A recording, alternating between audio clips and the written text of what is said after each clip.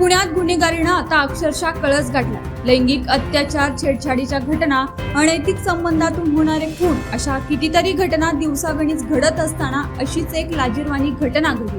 आईनेच बॉयफ्रेंडच्या मदतीने स्वतःच्या मुलीचे कपडे काढत अश्लील व्हिडिओ काढून बॉयफ्रेंड आणि नातेवाईकांना पाठवले। नंतर पोटच्या अल्पवयीन मुलीसोबत बॉयफ्रेंडला अनैतिक संबंध ठेवायला लावल्याची भयंकर घटना समोर आली।